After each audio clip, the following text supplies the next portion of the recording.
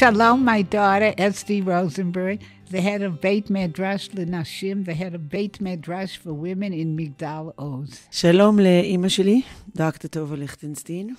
4.5 months have passed since Simchat Torah, October 7th. We're still at war. I'm not sure we see the end of it. And a lot of challenges. And we want to discuss today the strength, the challenge, the experience, the koach of tefillah, of davening in these days. And I really want to ask you what changed. How is our davening these days? Esti, how's davening in these days? Davening in these days is the one thing that gives me hope.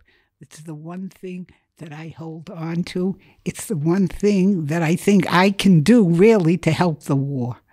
They're fighting and I'll daven. You need both. With fight and davening without fighting doesn't work, and fighting without davening doesn't work. You need both. And so that's davening does for me. Davening does for me many things. But the first thing at which I was surprised was how just davening in a shul, going into a shul, and seeing all the people there, I have a feeling that I'm together with Knesset Yisrael, and it's not a tefilot yachid. It's not my only prayer. It's a prayer of the individual. It's a being part of tefilot tzibur. And I understood from that why in the Gemara it says when there is an Eit Sarah, when there is a time of danger and a time of war, a danger probably, everybody in town goes out to the town square and they daven in the town square. And that's what they do on a Tanit Tzibur. And so I have the feeling when I come to shul that the whole community is there together be'eit sha'ah.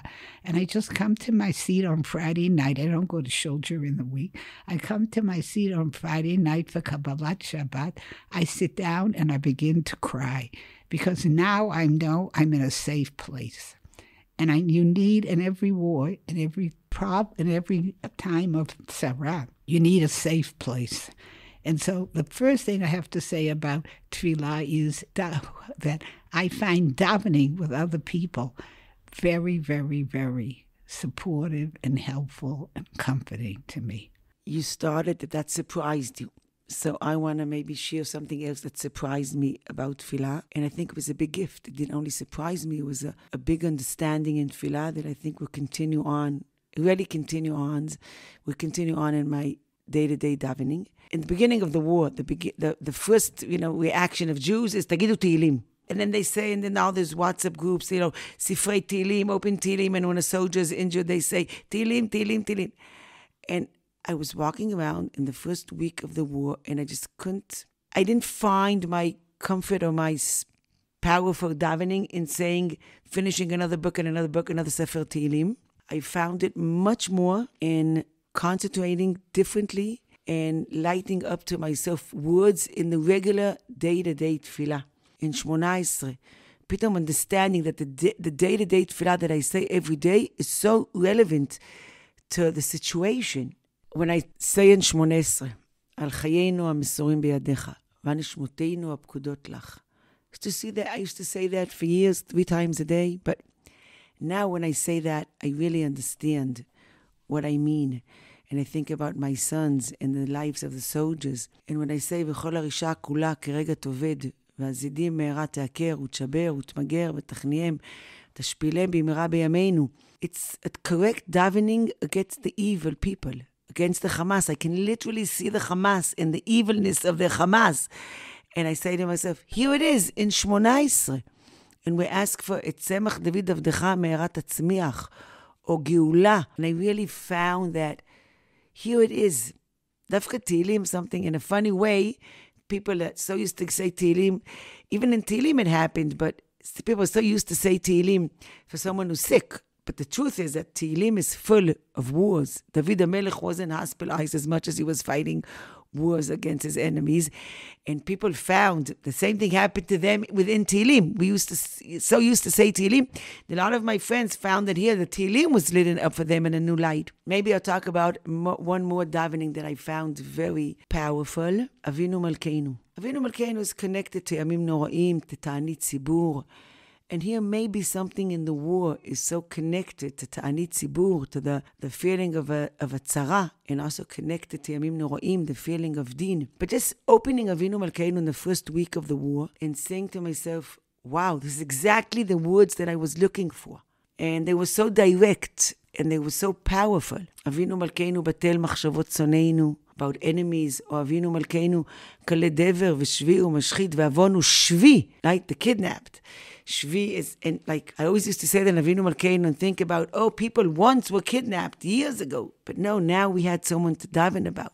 And Nikom nikma dam avadecha shafuch, or עשה למען הרוגים על שם קודשך. I literally felt that Avinu Malkeinu was written for me now. And the truth is that I still 150 days, and I'm still saying Avinu Malkeinu every mincha, every shachris, and even when I'm in a big rush and I have to go and I would like maybe skip, Uva Letzion, I'm not going to skip Avinu Malkeinu. I find that Avinu Malkeinu is the time in the day that I concentrate in understanding that a Yeshua, as my mother said before, we need the soldiers, but a Yeshua, we need a Kadosh Baruch Hu.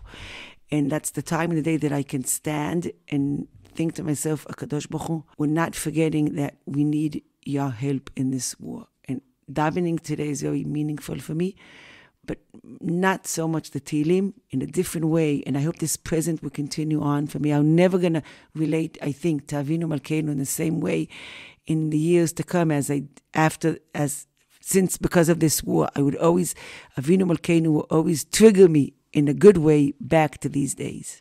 Esti, I too find that davening is a more effective way of me to pray for the success of the soldiers, the success of the world.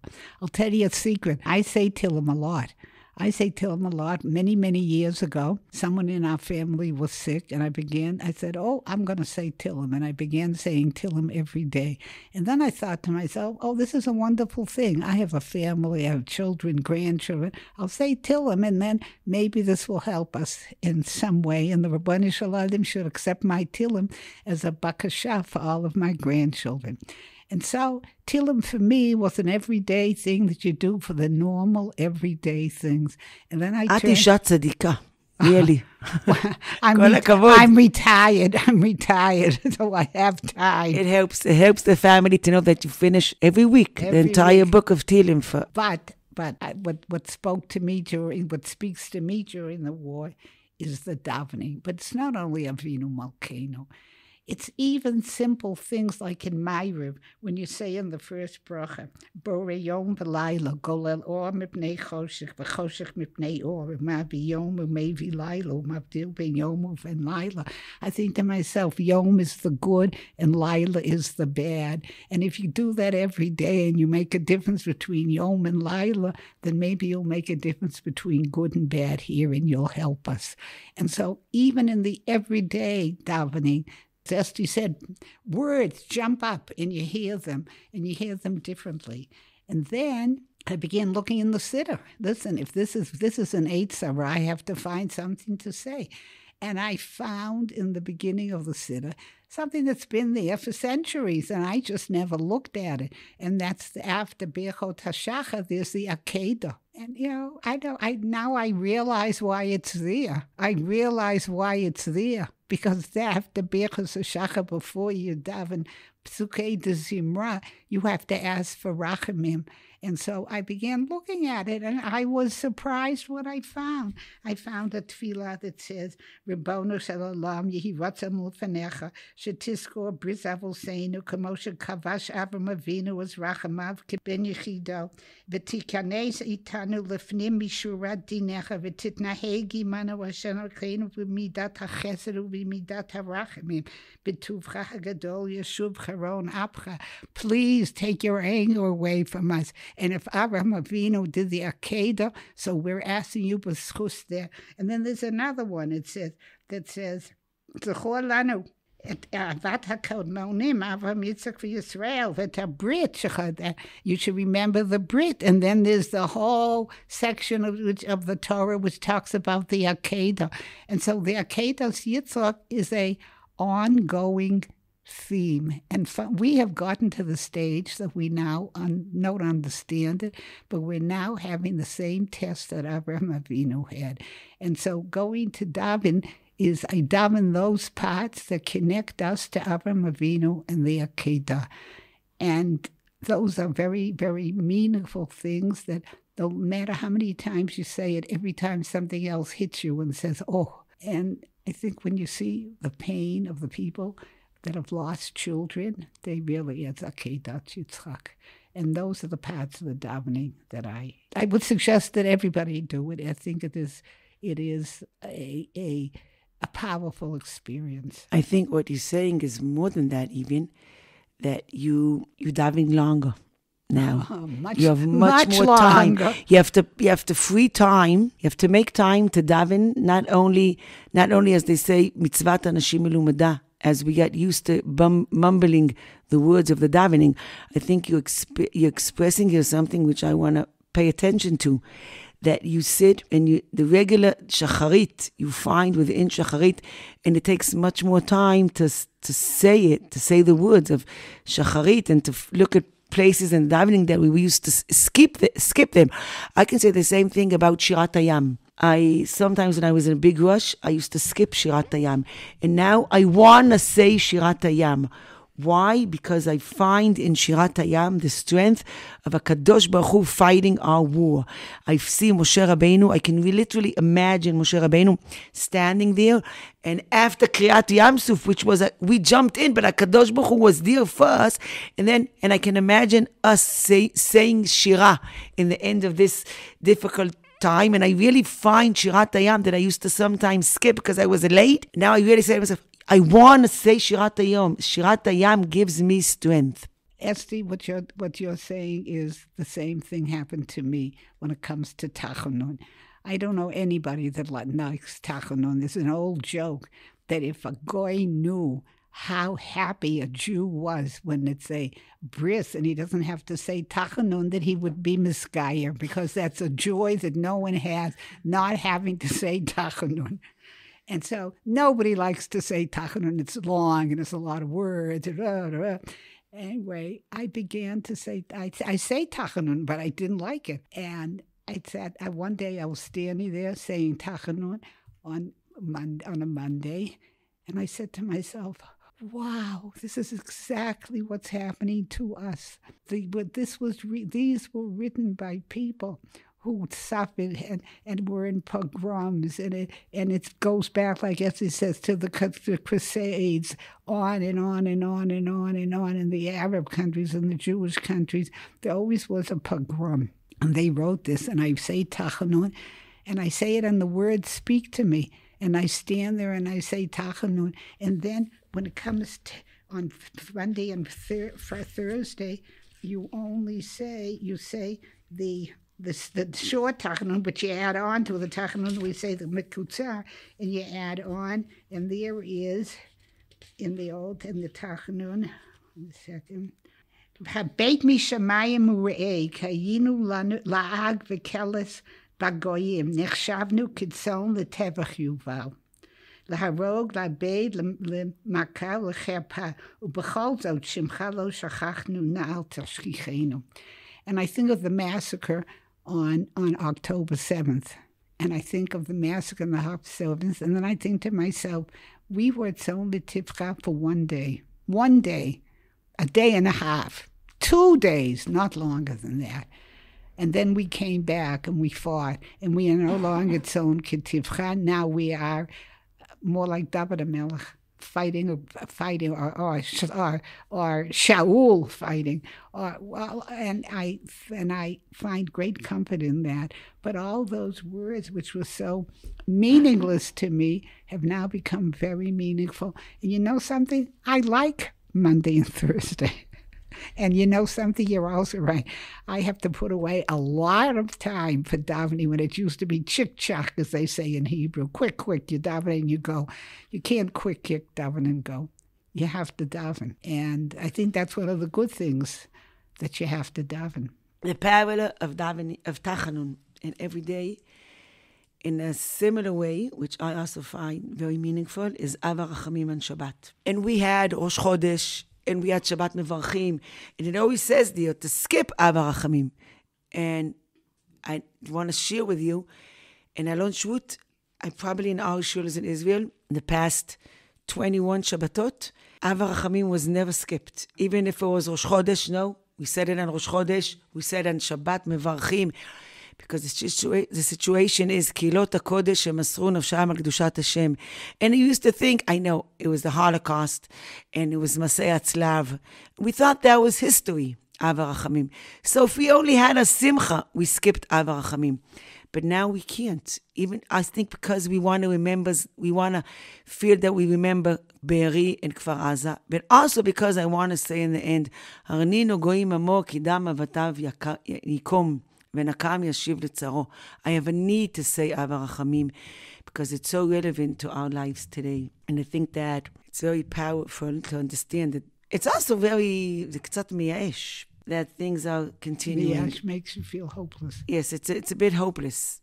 I feel a bit hopeless, but even though I do feel a lot of power that the davening is there for me. And Esti, I found a tefillah also. For years, I remember when I was a child, my grandmother used to say, Vayiten Lacha. And it wasn't in any siddur except for Reb Yaakov Emden siddur.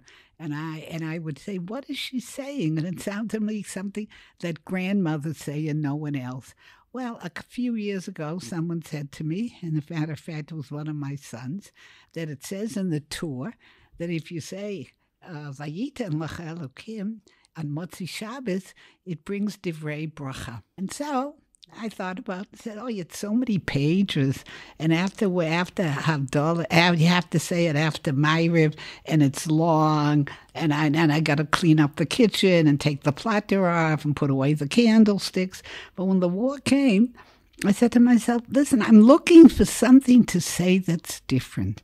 And so I opened up Vayiten Lacha. And it is the most beautiful, wonderful tefillah. And it just starts. I'll just read the first pasuk. And once you read that, it is a combination. It is not a combination. It's a compendia of many, many psukim in the Torah that bless us.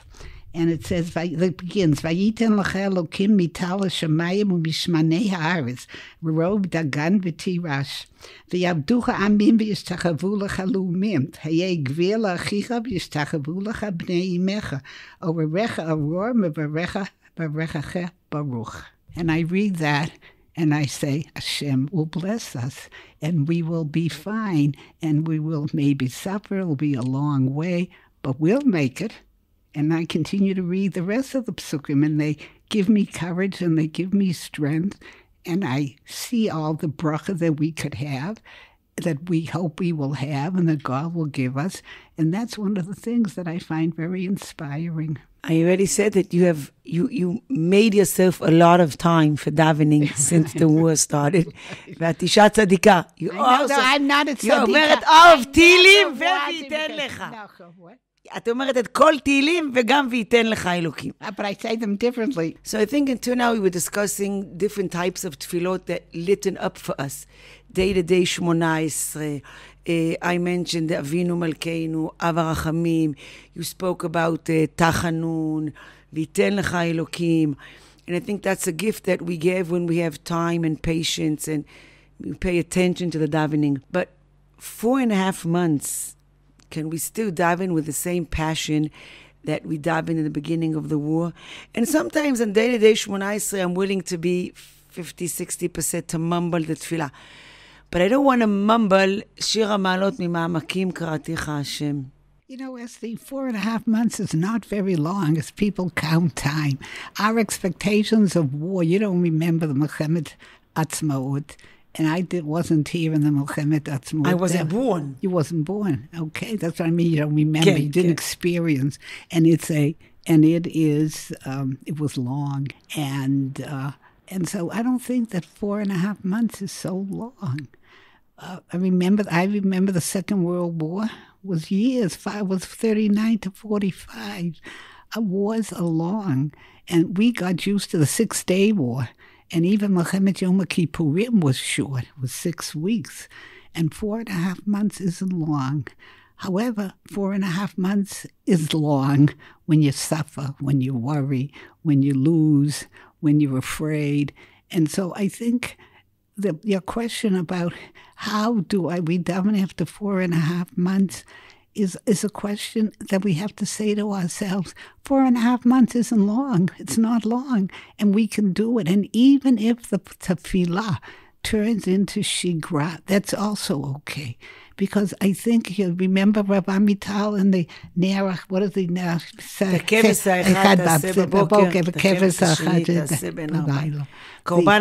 The routine of religious life. The Korban HaTamid is brought twice a day, and it's not a Musafim, and it's not a Shlamim, and it's not Chagiga, and it's not the Korban Pesach, and it's not the Seyal Azazel that's going every single day and saying the same thing over and over. And if we go every single day and say the same thing over, and it's not the way it was the first time, and it's not the way the davening on Yom Kippur, and it's not the davening when on Erev Rosh Chodesh when we have Yom Kippur Katan. It's not. It's the shigra, but that shigra is avodat Hashem neto. And so I don't think you should be afraid of it. And if you daven in once in a while in Avinu Malkeinu, all of a sudden one Avinu Malkeinu strikes you, and you say, oh. And another Avinu Malkeinu, and a third one, that's good enough for that day. And so that's what I can say to you. I'll just share that in the Bet Midrash, we say every mincha 2 prakim and Avinu Malkeinu. And one of the students came over and said to me, it's okay when my regular mincha is like this, but if I was a soldier, I wouldn't want them to, I would want someone to be screaming, every day for me, not like this. We had a lot of discussions with the students trying to think to ourselves, should we change? Should we, I was thinking of Amital, as you said, but even though we really wanted to make sure that during the war, our davening would be deeper, renew itself and having the ability of finding the energy every day. And one of the students said to me, this is our daily paying attention to the war. And we can't give up, even if it's hard. We just have to. The bottom line was not to change, but to make a bigger effort. To make sure. Maybe to learn the Perek Tehillim we say before.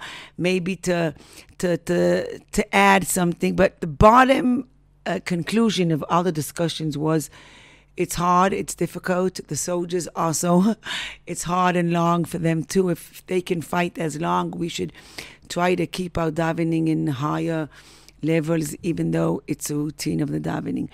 But it was an interesting insight to say to ourselves, what I'm willing to do for my Shmoneh Esrei, I'm not willing to do in the war, because it's Sarah, and do have higher expectations from ourselves. But I was also moved when she said to me, this is my daily half an hour paying attention to the war. And if our daily half an hour, it's not that we don't pay attention more than that, but I think this is reflecting a bigger question in our life, which is for a different discussion. How do you keep 4.5 months of war and going back to work and going back to day-to-day life and not all day just being involved in the war? Something in myself, we had this discussion now about 4 stages in the past 4.5 months. And I felt that something in myself, can't say I missed the beginning, but I missed the beginning because in the beginning it was so clear that I have strengths to daven, that I'm completely involved in what's happening, that there's nothing else that I have to pay attention to, that I don't have to go to work. I can just be completely concentrated. And it doesn't always work like that in day-to-day life. So the challenge of thinking about the soldiers, thinking about the people that are kidnapped, thinking about the families that are far away from their homes, the mefunim, the chatufim, and combining that in our regular life, ze nachon b'tefillah, but it's also right in day-to-day life. But in the tefillah, we're trying our best, I can say. And I think what we wanted to do in this short discussion was to give you insights at different parts of the tefillah that maybe you can lift yourself up and say them differently, and just להתפלל ביחד, גם שהשם יחוס וירחם, וגם that our davening and these small insight that we have for ourselves, every day. We'll go with we have now during the war, we'll continue on for the rest of my life. that עושה על חיינו המסורים בידיך. And my mother just pointing out to me, בתוך ויתן לך אלוקים איתה לשמיים, יש המלאך הגואל אותי מכל רע, יברך את הנערים ויקרא בהם שמי ושם אבותיי, אברהם ויצחק ויתגו לרוב בקרב הארץ. Maybe the most important thing, make time for davening. It's something you have to invest in. תודה, thank you.